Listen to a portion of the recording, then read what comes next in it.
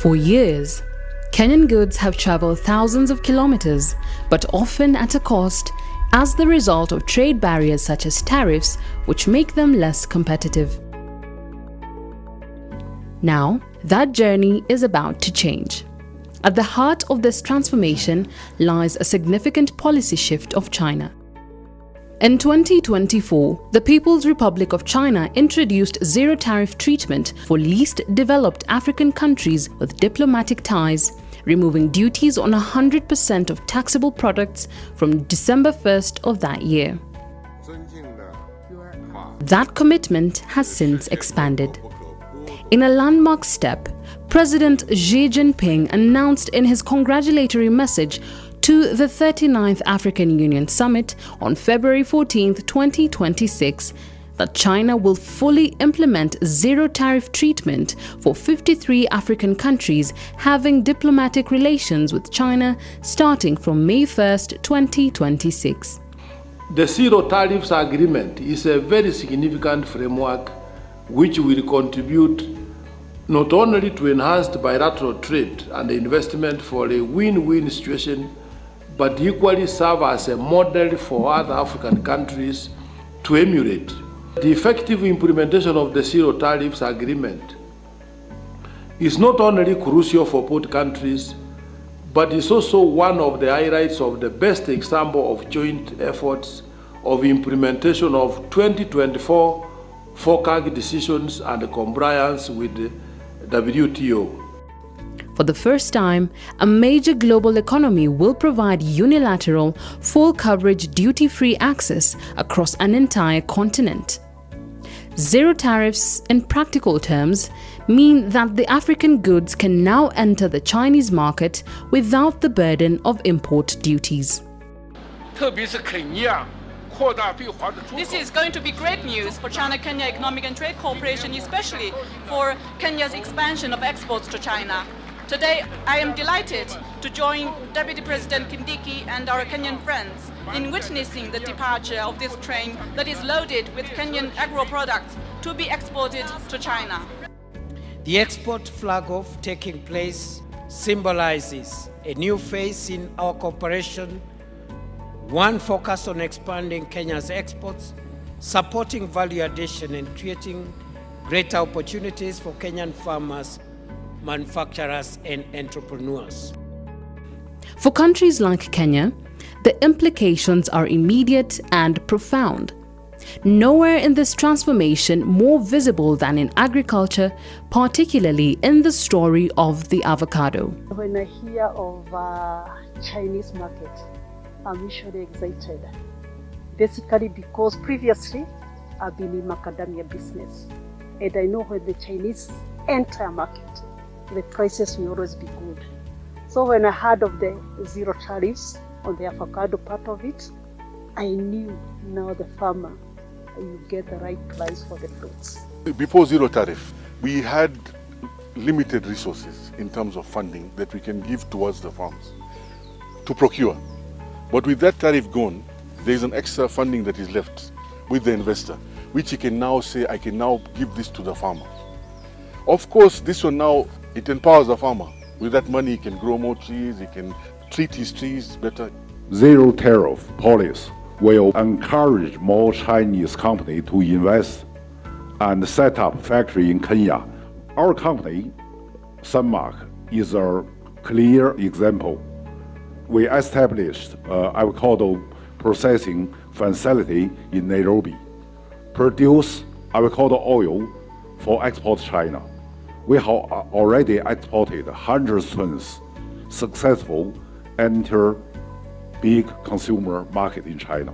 The tariff has enabled Magical Grain, a Chinese company, to invest here in Kenya and giving us good margins that allows us to go to the farmers. Before that, we were actually concentrating with large-scale farmers because of the economics of scales. But with this, we are now able to go even to reach the small-scale farmer with 10 trees, 5 trees, because now my costs are now catered for. Over the past decade, Kenya has emerged as one of Africa's leading avocado producers. What was once a niche export has evolved into a major driver of rural livelihoods and foreign exchange earnings. Smallholder farmers, cooperatives, and agribusinesses have invested in cultivation, quality standards, and export readiness. Yet, access to global markets has often remained uneven, shaped by tariffs, strict entry requirements, and logistical barriers. We encourage Kenya companies to register with Chinese customs to make them eligible for export to China. And also we encourage technical cooperation to improve the quality of products, to increase their productivity, to enlarge the scale of production and trade. And fourth, we will support Kenyan companies to do more promotion in Chinese market. China's decision to open its market to fresh Kenyan avocados marked a turning point. It introduced a new destination, one defined not only by scale, but by rapidly growing demand driven by shifting consumer lifestyles and rising awareness of healthy diets. Now, with zero tariff treatment fully in place, that opportunity expands significantly. This is not a niche opportunity. This is a generational shift in global food consumption, driven by the growing China middle class that is health conscious, brand aware, and very hungry for the best premium product. So we have to make sure from the growing backhouse levels to export levels, we do the best product consistently, and we have full traceability so that the Chinese consumer keeps asking for more and more and more Kenyan avocados. For Kenyan agribusinesses and exporters, the removal of tariffs enhances competitiveness, reduces costs, and creates a more level playing field against established global suppliers. We are very much excited on zero tariff. Our products are going to be competitive. We have opened our office in China, and we've been able to provide real-time business intelligence in terms of market access. And so far we've managed to export goods worth 765 million Kenya shillings. More so, we want to double or even triple the trade. For Kenyan manufacturers and processing industry, zero tariff means opportunities of capability upgrading, moving up the value chain. For Kenyan people, zero tariff means improvement of employment livelihood. In particular, it means empowerment and better prospect for Kenyan youth.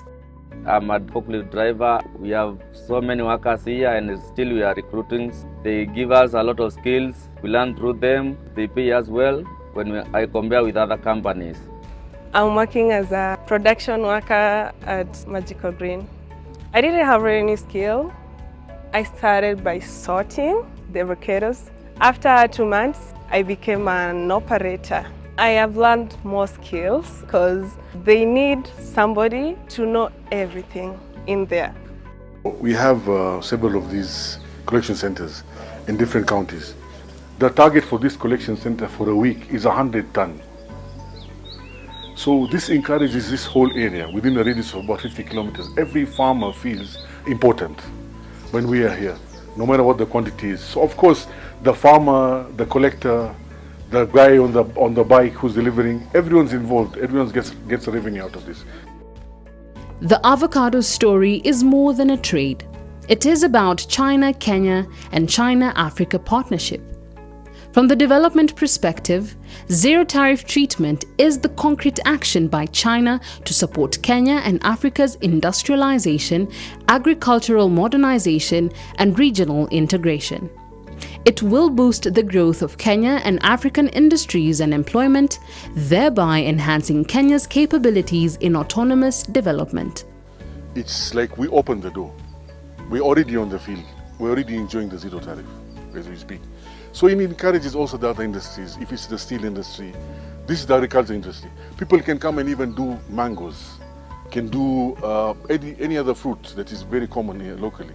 Chinese investors can come and set up, you see, and enjoy this and set up huge industries, of course, and then the locals will benefit through employment, etc., etc.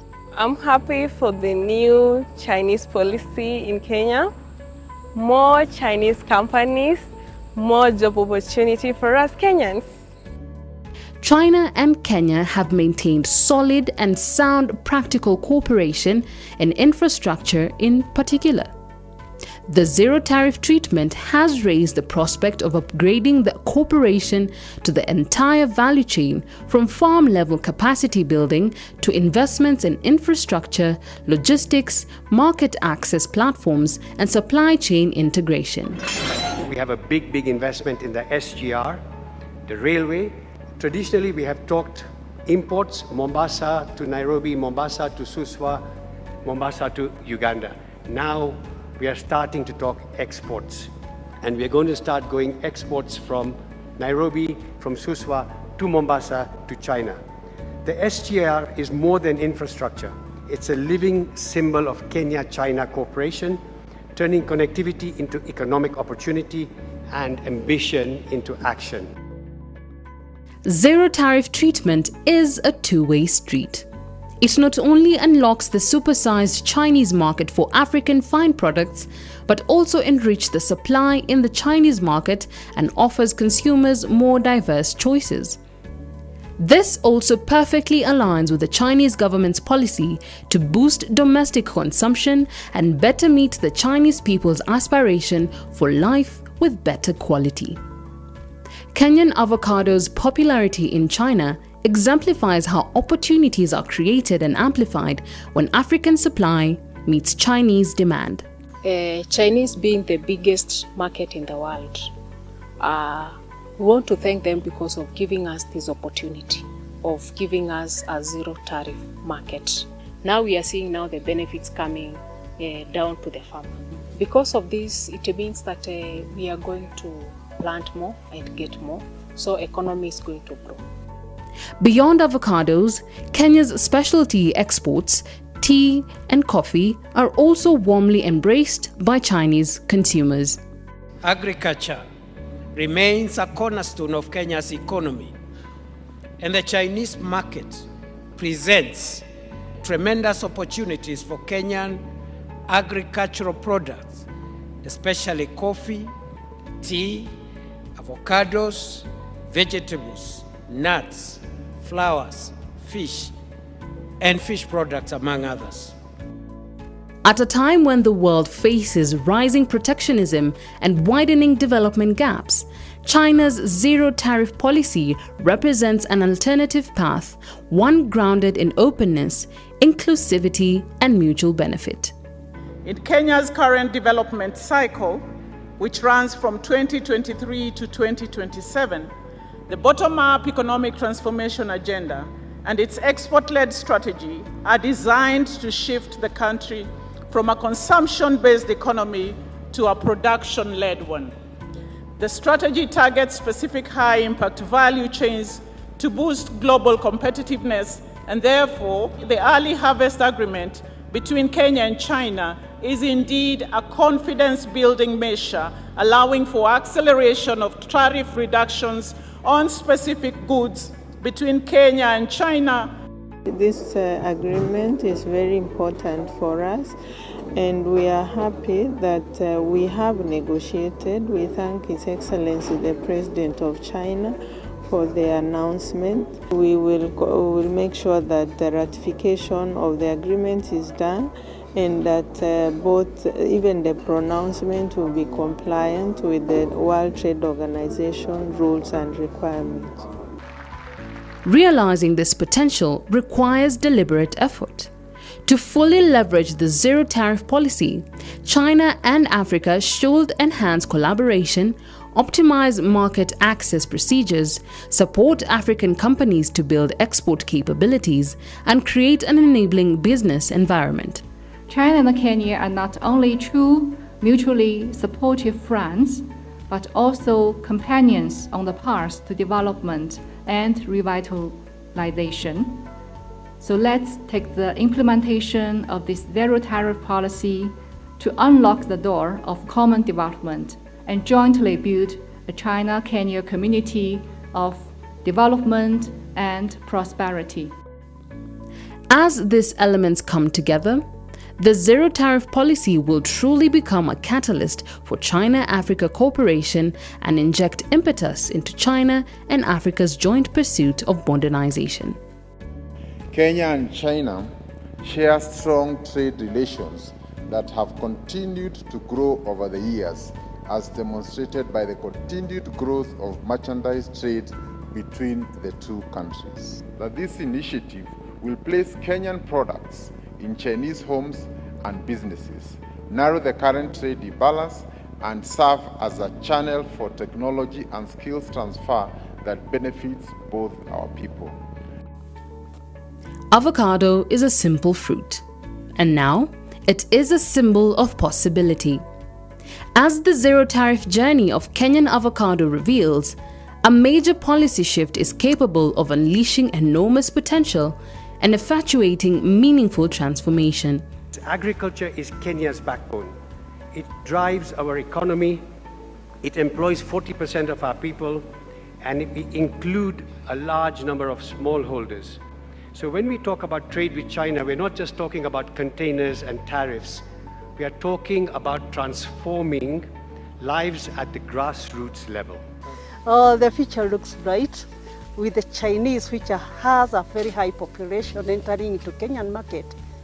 As a farmer, I'm very happy for the Chinese government thinking of Kenya as part of their trade partners, especially in avocado farming.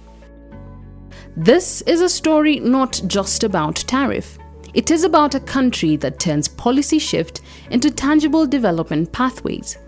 It is about Chinese and African people with shared aspirations pursuing a shared future. As this story is being written, the new chapter of China-Africa friendship and cooperation has just begun.